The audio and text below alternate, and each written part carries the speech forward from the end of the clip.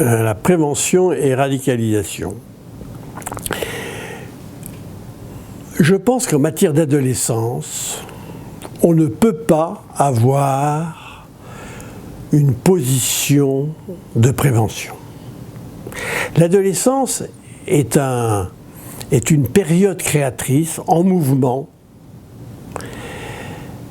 qui a des exigences, mais ce n'est pas votre question, qui a des exigences, qui a des attentes, qui doit avoir des réponses, mais on ne peut pas concevoir celui qui est engagé dans une trajectoire sous l'angle de prévenir que cette trajectoire tourne mal.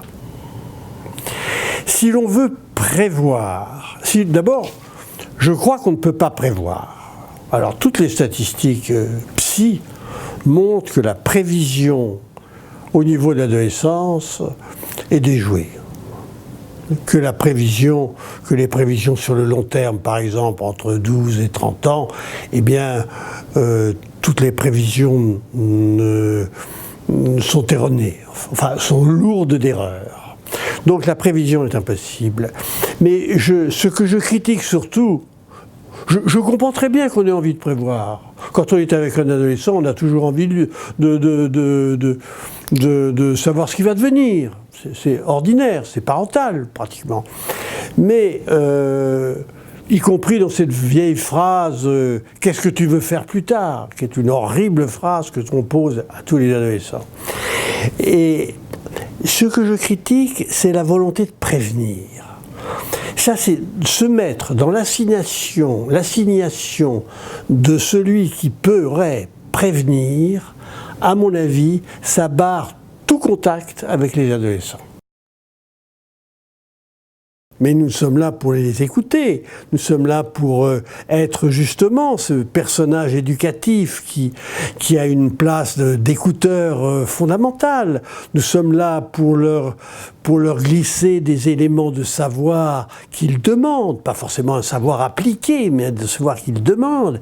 Nous sommes là dans ma position de psychanalyste, je suis là pour avoir une réponse curative sur le moment, mais je ne soigne pas un adolescent parce qu'il risque dans 20 ans de devenir psychotique.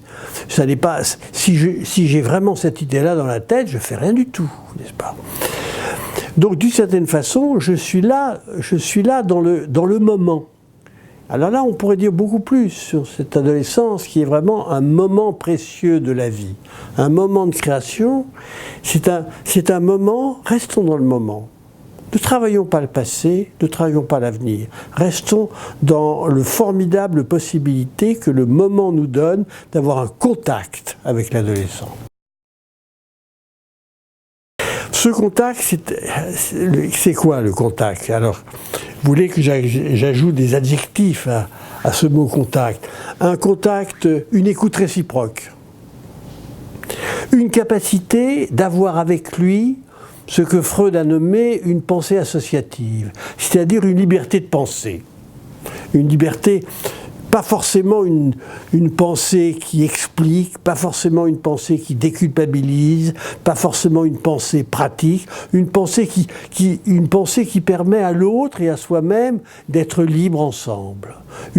J'appelle ça une co-pensée associative, c'est-à-dire on s'échange à la fois des choses sur le présent, des souvenirs, la place du souvenir est fondamentale, et éventuellement le chapitre des espérances, pas des prévisions, mais des espérances, des idéaux, voilà le contact.